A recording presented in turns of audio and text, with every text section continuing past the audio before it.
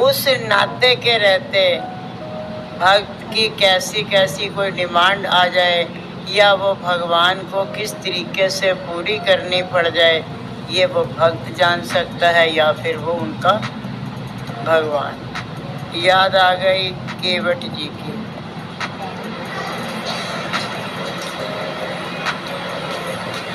केवट पूर्व जन्म में एक कछुआ है, सागर में रह रहे हैं और बार बार उनका ये मन कर रहा है कि प्रभु के चरणों को छुएं, प्रभु को प्रणाम करें, लेकिन नाग नहीं आने दे रहा, फुंकार मार के उसको बार बार पीछे को कर रहा। उनके मन में ये लालसा, हमारे अंदर कोई भाव बनता ही तो नहीं है, कोई ढंग का भाव बन तो जाए, नहीं, हमारे तो भाव अटपटे बनते हैं। फलाने का बुरा कैसे करें, उसको नीचा कैसे दिखाएं, उसके साथ ये कैसे करें और उसके साथ ये कैसे करें, ऐसे बेहूदे से जो है हमारे भाव बनते हैं। और वो भी भगवान भी भोला नहीं, वो भी सोचता लगे रहो, करते रहो जो तुमने करना है। लेकिन अगर हमारा कोई भाव सच्चा होता है, सही होता है, तो उसको मालिक देर सवेर अवश्य पूरा करता है। वो कछुआ जबरदस्त भाव लेकर के मन में और बार बार जाता है भगवान के चरणों को छूने के लिए, लेकिन उसकी इच्छा पूरी नहीं हो रही, उसके कारण, शेषनाग के कारण। तब वक्त आया, त्रेता युग आया, विष्णु जी का अवतार हुआ राम रूप में और नाग देवता जी बने लक्ष्मण जी, और देर सवेर कछुए का भी शरीर छूट गया, क्योंकि उसके मन के अंदर वो विचार बना हुआ था कि मुझे प्रभु के चरणों को छूना है, कैसे छूं, ये छूने नहीं देता। आखिरकार वो घड़ी आई, वो केवट के रूप में आ गया और करते करते करते करते सारी रामायण चल दी, और चलते चलते बीच में वो घटना घट गई जब उनको वनवास हो गया। अब ये सोचने की बात है, कभी आपके मन में ये बात आई कि नहीं आई कि राम जी के साथ ही तो रहते थे ना लक्ष्मण जी भी, पर केवट ने लक्ष्मण के चरण क्यों नहीं धुलवाए, राम ही के धुलवा के बैठ के बस हो गया काम। तो थे तो उनके साथ ही, पर नहीं, राम जी के, क्योंकि मसला कुछ और था। वो मसला नहीं था कि हाँ सबके चरण पूजने हैं या कुछ करना, ऐसा कोई भी मसला नहीं था। मसला ये था कि भगवान के चरण छूने, उसी उसमें जो है वनवास होता है, और वो उधर अहिल्या जी वाली घटना घट गई। उनको शाप दे दिया गौतम मुनि ने और वो शिला बन गई। अच्छा एक बात बताइए, जब उनको नारी बनाया गया था तो भगवान ने क्या किया था? सब अयोध्या के किनारे रहने वाले हो, मेरे से ज़्यादा ही जानते होंगे, है चरण छुआए थे, और कुछ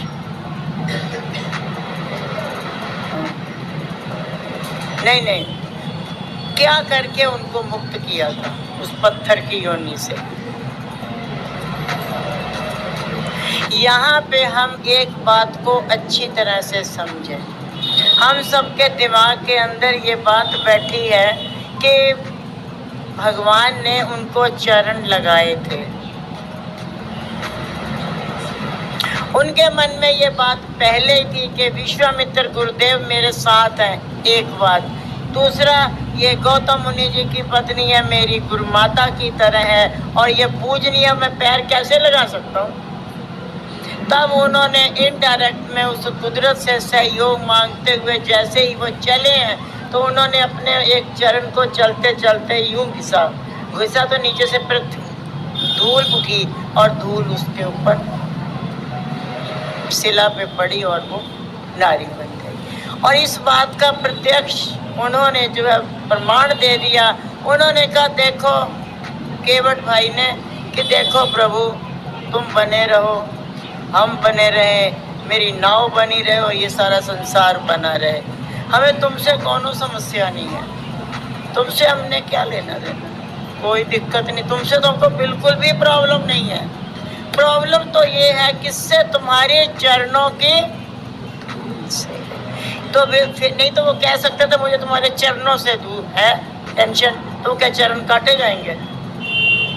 उन्होंने ये कहा कि मुझे जो प्रॉब्लम है तुमसे नहीं है, मुझे प्रॉब्लम तुम्हारे जो पैरों में मिट्टी लगी है ना, धूल लगी है, समस्या मेरे लिए वो है बस। और उसके लिए केवट भाई भगवान से कैसे कहते हैं, मेरी छोटी सी है नाव तेरे जादू भरे पा, मोहे डर लागे राम, कैसे बिठाऊं तो है नाव में, हाँ नाव में। मेरी छोटी सी है नाव तेरे जादू भरे पा, मोहे डर लागे राम, कैसे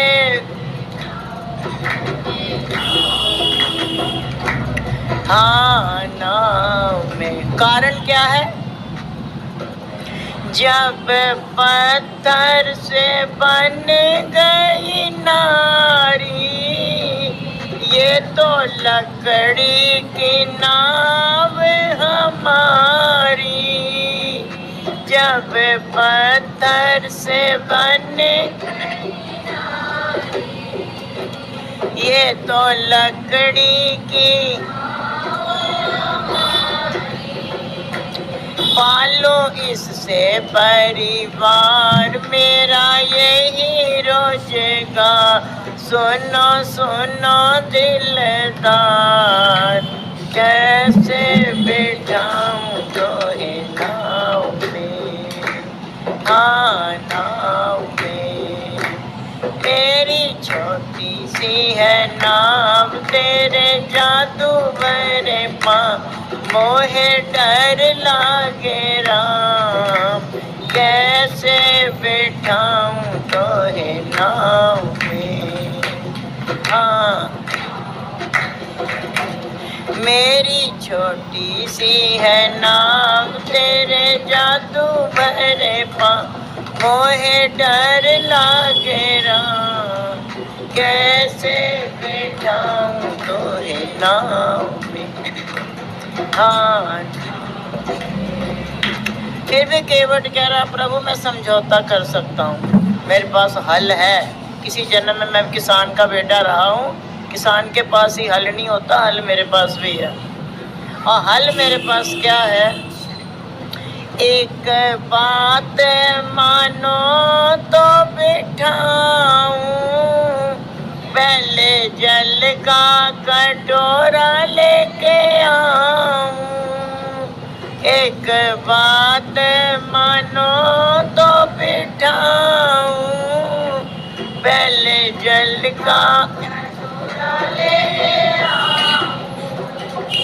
दोलो चरण हजूर मेरा संशय होवे दूर, अगर हो तुम्हें मंजूर तब तो बिठाऊं तो है नाव में, हाँ नाव में।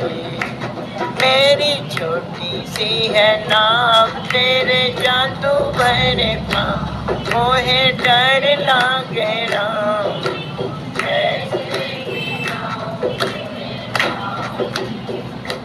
हाँ नाव। अब भगवान की भी मजबूरी है और कुछ कर नहीं सकते, मंजूरी देनी पड़ेगी। और भगवान ने भी कह दिया कर ले भाई तू जो मर्जी कर ले, हमको गंगा पार तो जाना है। अब वो ले आए हैं कटोरा और बड़े प्रेम सहित चरण धोए, पाप जन्म जन्म के खोए। बड़े प्रेम सहित चरण धोए, पाप जन्म जन्म के खोए।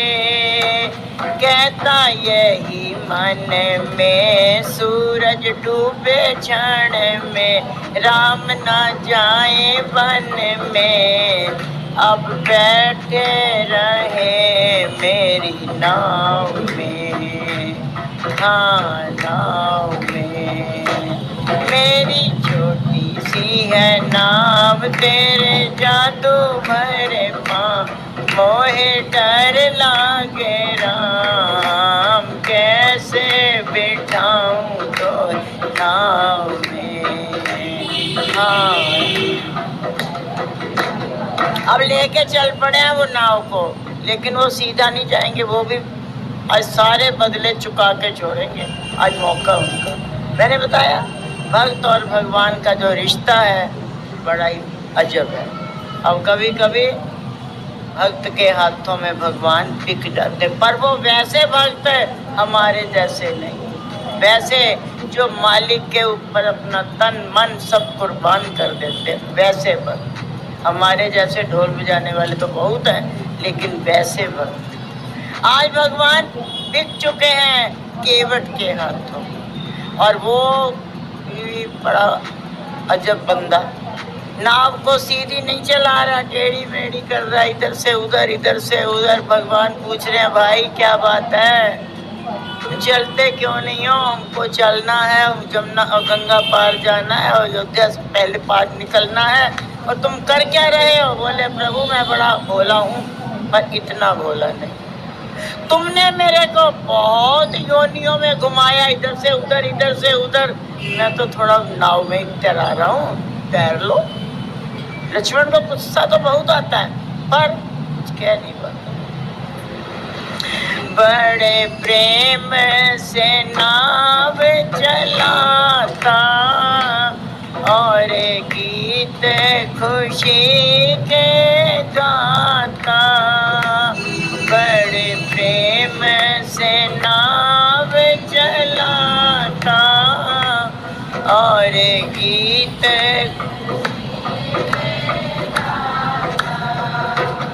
ऐसा समय सरकार नहीं आता बारंबार, सुनो सुनो दिलदार, अब बैठे रहो मेरी नाव में। हाँ नाव में मेरी छोटी सी है नाव, ते जादू भरे पाँव, मोहे डर लागे राम, कैसे बिठाऊं तोरे नाव में।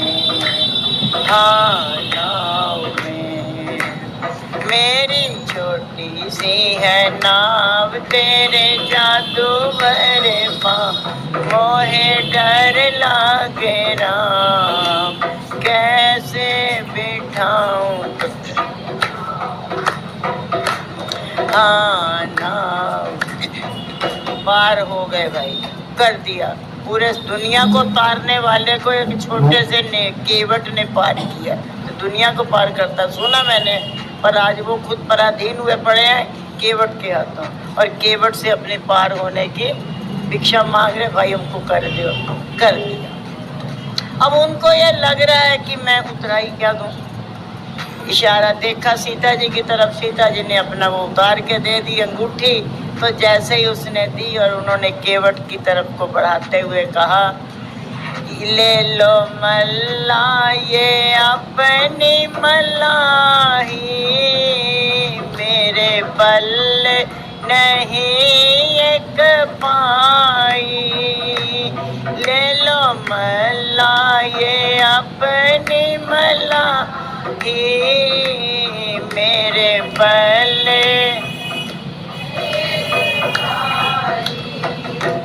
करो इसे स्वीकार, तेरा मेरा होगा प्यार, तेरी होगी जय जयकार।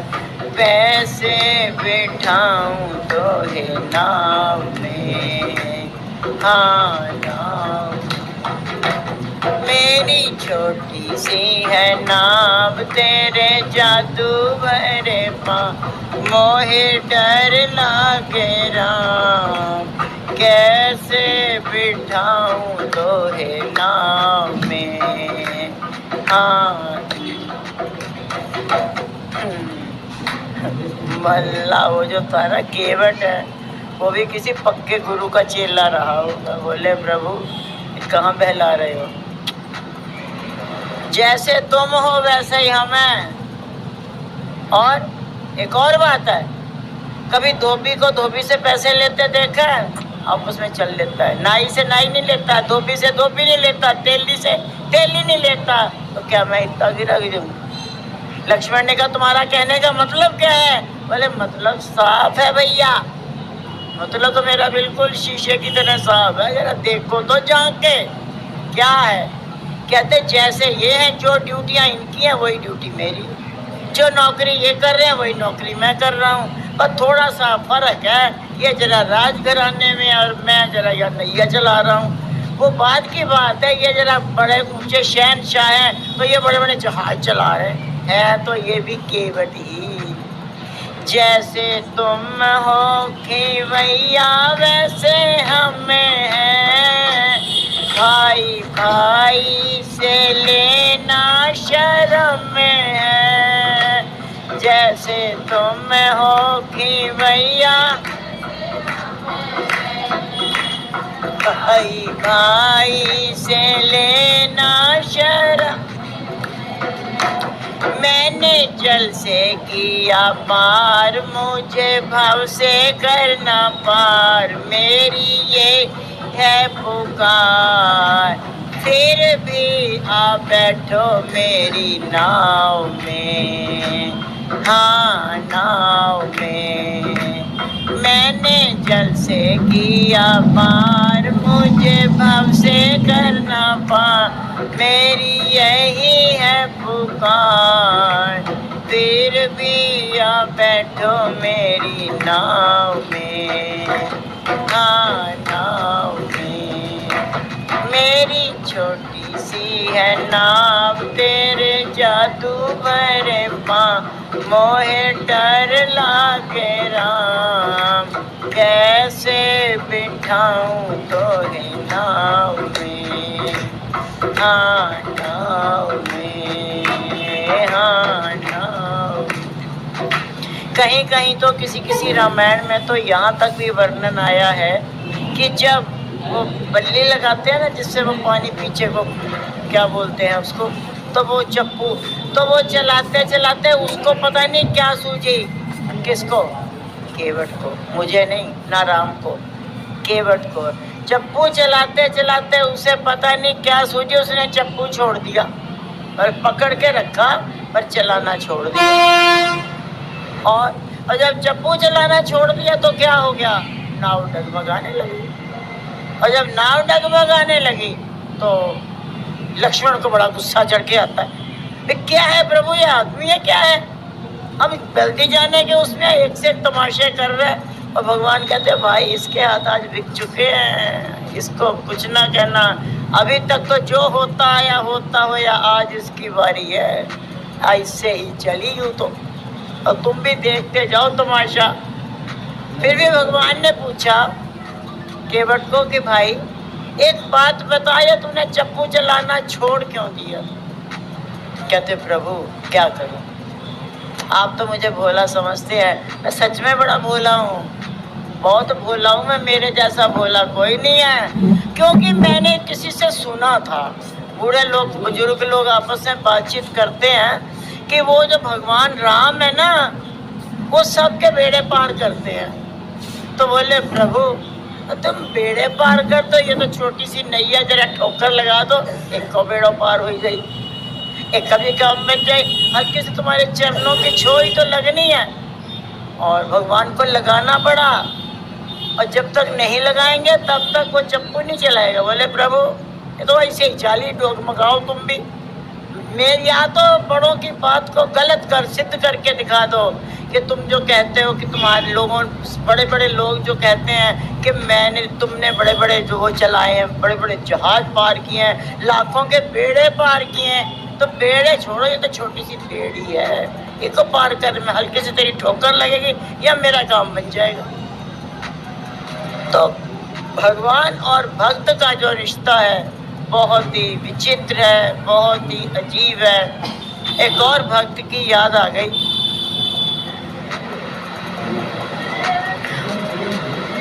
एक पंडित जी हुए त्रिलोचन जी।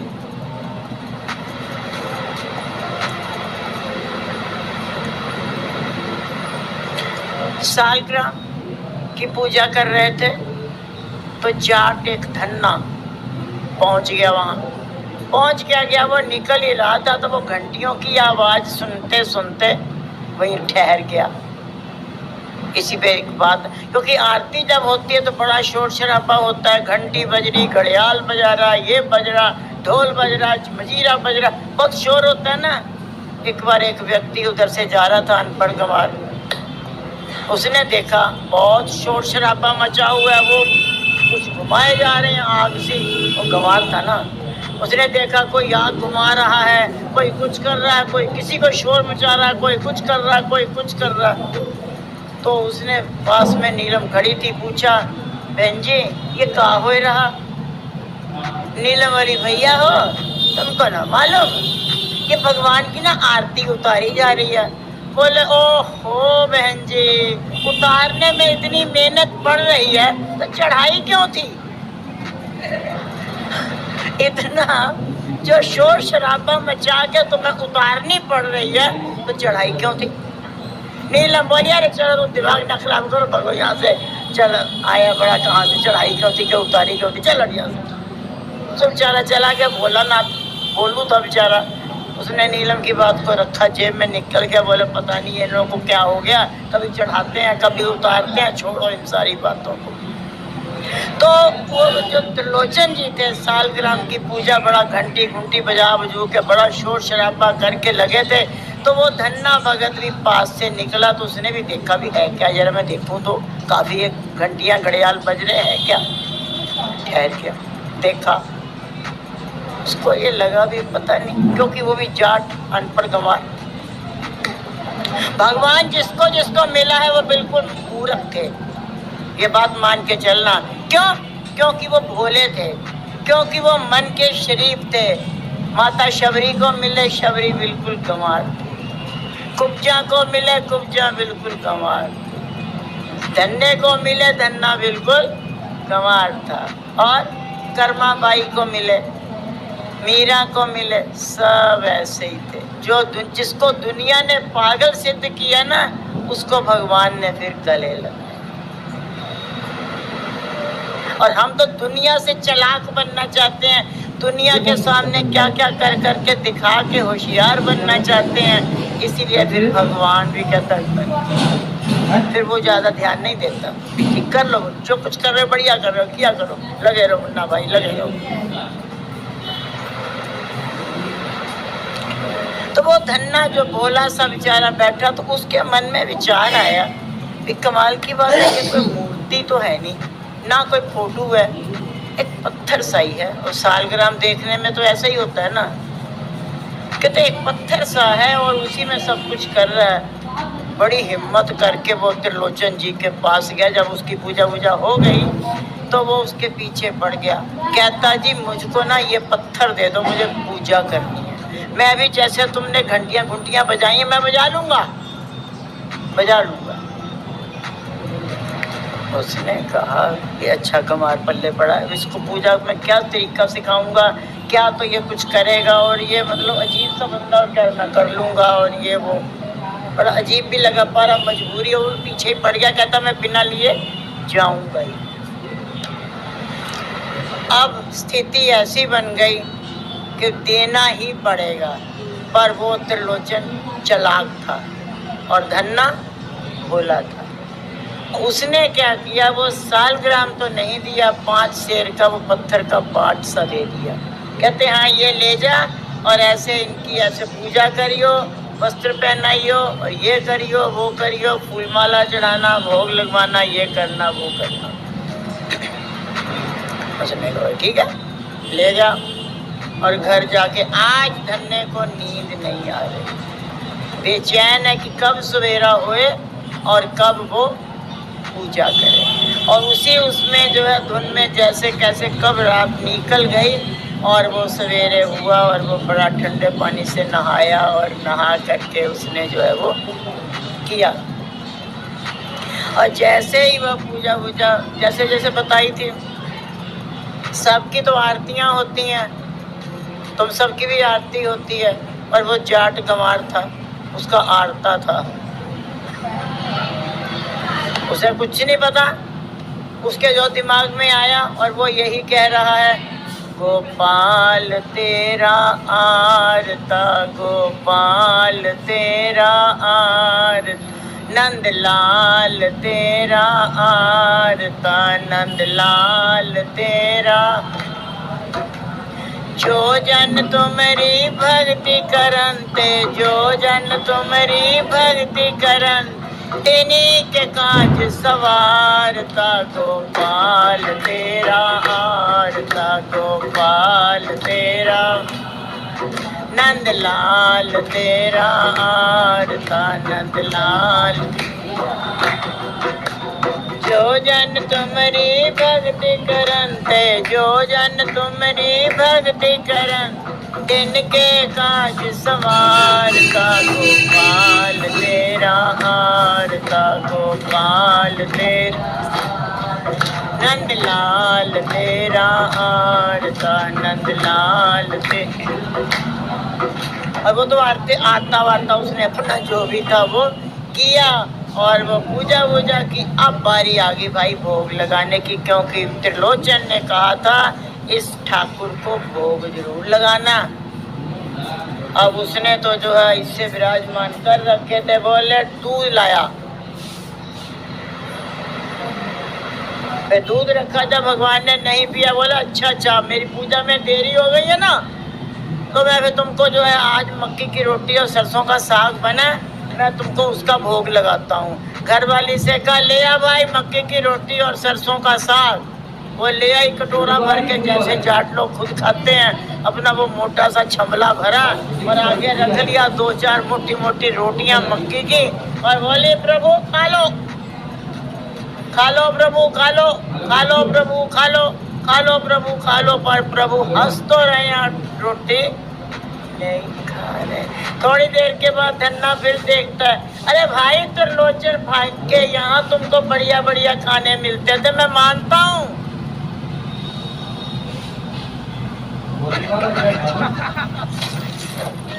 One on one, let's go. We're professional. Only looking people professional. Up hurry up, people.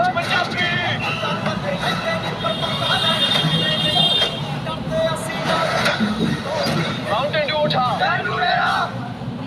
यहाँ जब मुझे मिलेगा मैं पहले तुझे खिलाऊंगा, क्यों रो रहा? आज ये खा ले। आज घरवाली ने यही बनाया कि तेरे चक्कर में मैं भी भूखा मर रहा हूँ। क्यों तू मुझे भी दुखी की है? खेतों में काम करने को पड़ा और तू ड्रामा मचाए, ऐसे थोड़ी ना होता है। प्यार से, डांट से, दुलार से, सब तरफ से समझा लिया, पर ठाकुर जी समझ नहीं रहे। ठाकुर जी को केवल वो साग रोटी खानी है, और ठाकुर जी सुनते ही नहीं, पता नहीं बहरे बहरे हो गए क्या। हम कई बार सोचते हैं कि शुक्र करो उसने ये नहीं लेके छेनी हथौड़ा ठाकुर जी के कान में छेद करके मैं तेल डालने लग गया हो, सुनाई बुनाई नहीं देता क्या। पर ऐसी हरकत नहीं की उन्होंने, और बार बार कह रहे हैं खा लेना, खाता नहीं है। आज प्रभु 3 दिन बीत गए हैं, ना तो भगवान ने रोटी खाई और ना ही फिर आगे धन्य ने कुछ खाई। 3 दिन से जो है भूखे बैठे हैं, कुछ नहीं हो रहा। आज तीसरे दिन धन्य को गुस्सा ही आ गया। घास काटने वाली दराती पड़ी थी, उठाई दराती, बोले हाँ भाई बोल, खाता ही है फिर मैं तुझे बताऊं। ठाकुर जी ने, उसने तो ना वैसे अपने गर्दन पे रखना था, पर जिस ढंग से वो बोला, ठाकुर देख बता दे तू मेरे को, खाता ही है फिर मैं बताऊं। तो ठाकुर जी एकदम प्रकट हो गए, डर के मारे कि कहीं ये हमारे पे ना गंडासा चला दे। तो डर सा लगा कि उसने धन्य ने तो अपने मारना था, और जिस ढंग से उसने कहा या भगवान ने उसके मुंह से कहलवाया तो भगवान को प्रकट होना पड़ा।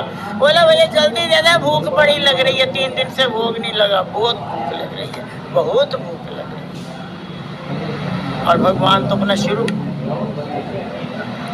जब एक रोटी खा चुके, दूसरी रोटी खा चुके, तीसरी रोटी और आई, तो धन्ना कहता भगवान को शर्म वरम आती है कि नहीं? कोई भगवान ने ये आंखों में तुम्हें ममता दी है या नहीं, कि ऐसे ही चले आए तुम भगवान बन के? कुछ भी यार तुम्हें समझ में नहीं आ रहा है, कुछ तो सोचा होता। ठीक है तुम भूखे बैठे हो, मैं भी तो बैठा हूँ 3 दिन से, मैंने भी तो नहीं पानी पिया, और तेरा मतलब मुझे लगता है आंखों में तुम्हें ममता ही नहीं है। पता नहीं किस मिट्टी के बने हो तुम। तो मैं समझाता हूँ, तुम्हें बहुत सा ज्ञान होगा, पर तुम्हें खेती बाड़ी के बारे में ज्ञान थोड़ा कम है, तो मेरे से थोड़ा सीख लेना। उसमें भी मामला सारा हिसाब किताब से चलता है, और तुमने तो वो भी फेल कर दिया। अब मेरे हिस्से की भी रोटियां खानी शुरू कर दी। भगवान हंस पड़े, मुस्कुरा दी, और एक आधी गिराई उसके मुंह में डाली, और धन्य ने भी रोटी खाई। अभी यहीं पर ही धन्ना शांत नहीं है। धन्ना बोला 3 दिन हो गए, फसल सूख गई है, खेतों में पानी लगाना है, चल खड़ा हो, चला जा वहां पे जो है पानी लगा करके आ। भगवान ने सोचा धन्य की रोटी तो बड़ी महंगी पड़ गई, अब तो कुछ काम भी कर फ्री में ना ये देने का, अगली बार की रोटी अगर खानी है तो फिर कुछ तो करना ही पड़ेगा। भगवान ने अपनी वो एक डंडा सा दे दिया था उसने, धन्य ने, और डंडा उठाया और चल दिए खेतों में पानी लगाने के लिए, बांध के अपनी सर पे पटका सा। अब लगा रहे पानी, लगाना ही पड़ेगा, मजबूरी है उनकी भी। चले गए, और इधर ये भी अपना खा खू के घरवाली को बर्तन बुर्तन दे करके ये भी चला गया। कई दिन ऐसे ही बीत गए। अब तो रोज धन्य के भगवान प्रकट होते हैं, और रोज जो है वो खाना खाते हैं, रोज काम करते हैं, एक नियम बन गया भगवान का।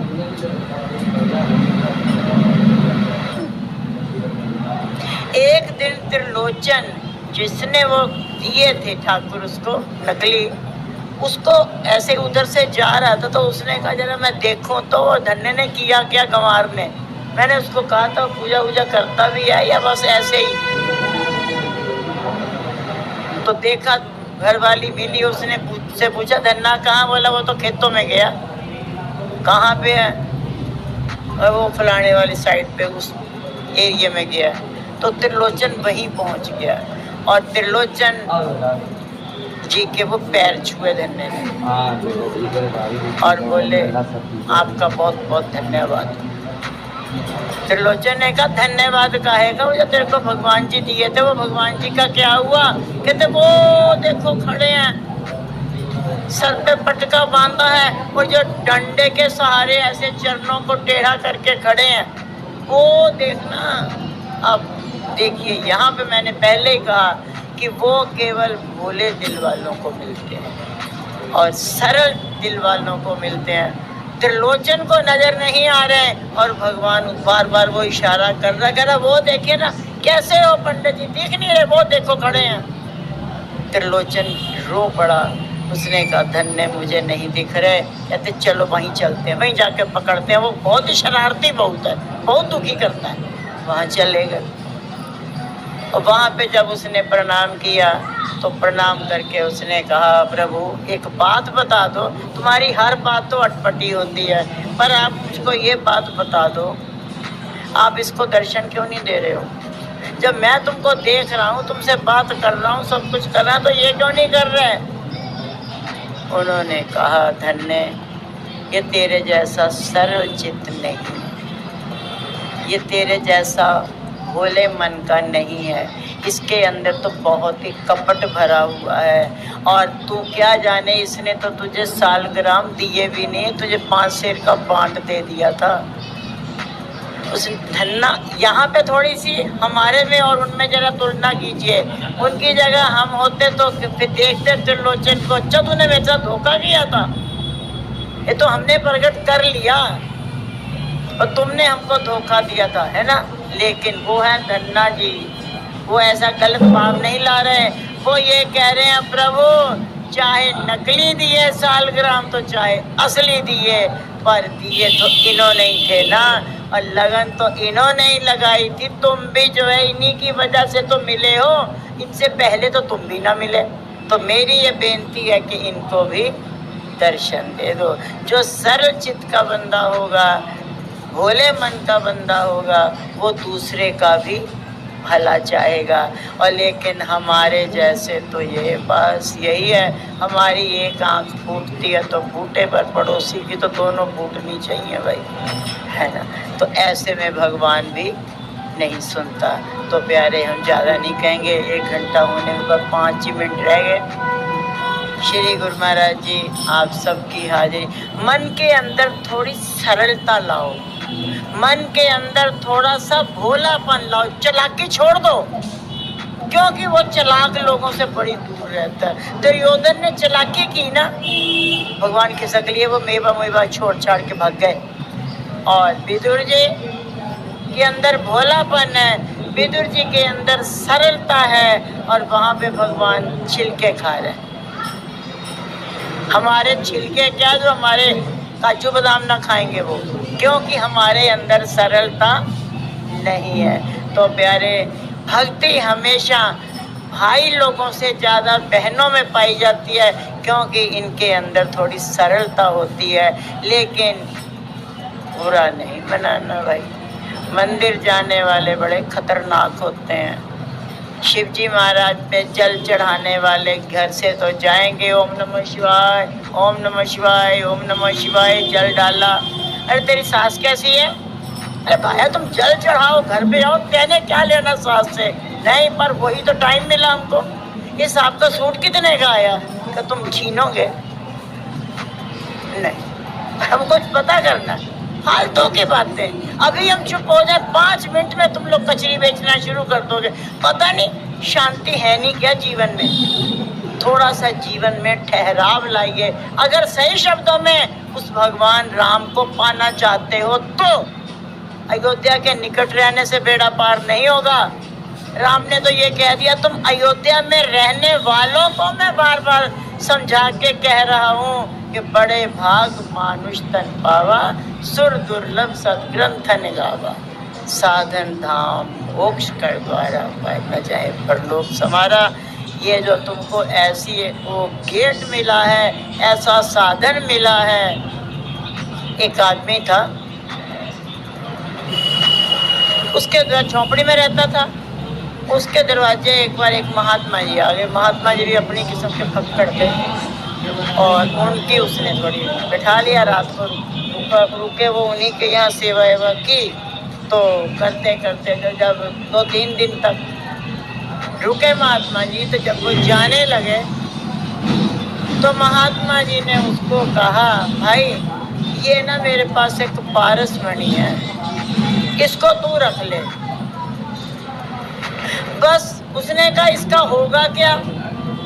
कहते होगा कुछ नहीं, बस तुम इस पर लोहे से छू दोगे, ये सोना हो जाएगा। पारस की ऐसी ही होती है ना स्पर्श, जिसको छू देगा उसी को अच्छा एक सवाल बताइए, बिना सवाल के तो हमारा काम अधूरा। पारस जिसको भी छूता है वो सोने का हो जाता है, ये बात सत्य है। लेकिन पारस जहाँ रखा जाता है वो लोहे की डब्बी होती है, वो क्यों नहीं सोना बनी? पारस ने जिसको भी टच किया वो सोना बन गया। लेकिन पारस का जो मकान था वो लोहे का ही था, वो लोहा ही रहा, वो सोना नहीं बन पाया। क्यों है? क्यों भाई, क्यों नहीं बन पाया? ऐसे मेरे मुंह पे तो शायद प्रथम कुछ लिखा तो नहीं है, नहीं लिखा। आप कुछ और बताओ, यहाँ कुछ नहीं लिखा हुआ, सोचो।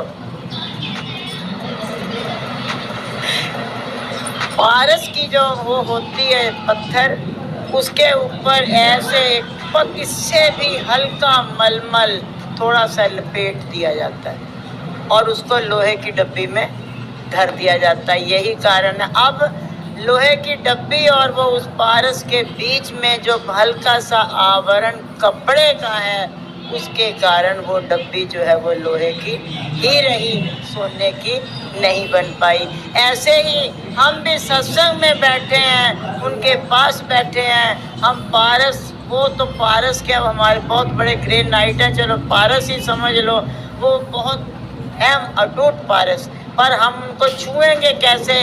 जब चरण स्पर्श करते हैं तो मन में अहंकार का, मन में लोभ का और मन में कैसा कैसा एक आवरण आ जाता है, और जब चरण स्पर्श करते हैं तो हम भी सोना नहीं बन पाते, अर्थात हमारे भी मन का कुछ नहीं हो पाता, क्योंकि हमारे भी मन पे बड़े बड़े आवरण चढ़े हुए हैं। उस डब्बी पे तो एक, पारस पे तो एक ही चढ़ा होता है।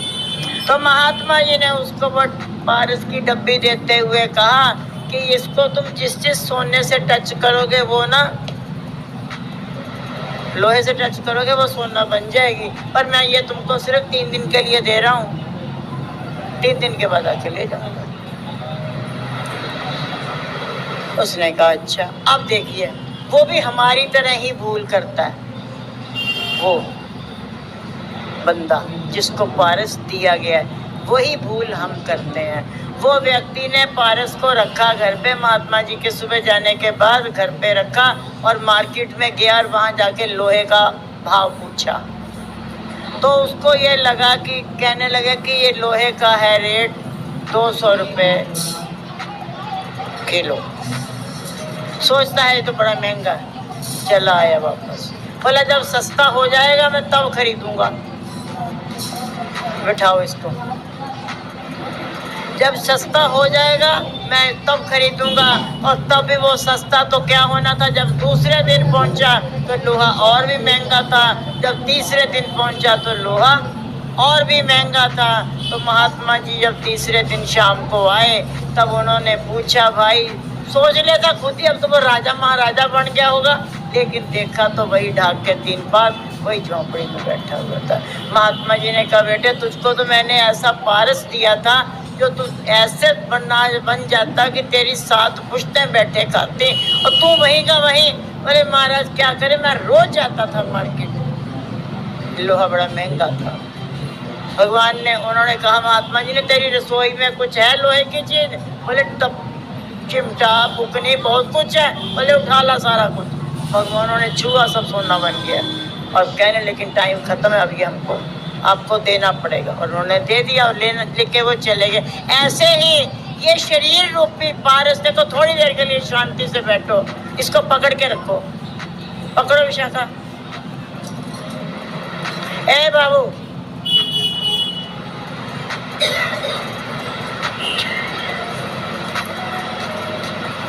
बोला कि ये जो शरीर है, भगवान राम कहे तुम भले अयोध्या में रह रहे हो, लेकिन फिर भी ये जो तुमको शरीर मिला है ये पारस है। बस तुम इससे अपने विकारों को, अपने मन को टच करते जाओ, उन आवरणों को हटा करके। लेकिन हम ये सोचते हैं, ओ रेट पूछता चला गया, हम ये सोचते हैं हम ये कर लें फिर करेंगे, ये कर लें फिर करेंगे, ये कर लें फिर करेंगे। आखिरकार वो आ जाते हैं जिन्होंने ये हमको दिया होता और वो अपना वापस ले जाते हैं। तो प्यारे, भक्त और भगवान का रिश्ता अनमोल है, लेकिन हम वैसे भक्त तो शायद अभी दूर दूर तक ना बन पाए, और शायद बन पाएंगे कि नहीं बन पाएंगे। हाँ, वही कृपा करें तो शायद हम बन जाएंगे, लेकिन बड़ा मुश्किल है, क्योंकि उनको क्या भा रहा है, उनको कैसा चाहते हैं वो, वैसा हम बन ही नहीं पाए। तो प्यारे, ज़्यादा नहीं कहेंगे, इसी के साथ ही हम वाणी को विराम देते हैं। आज आप सब लोग बैठे हो, इकट्ठे हुए, श्री गुरु महाराज जी के पावन दरबार में हाजिरी लगाई।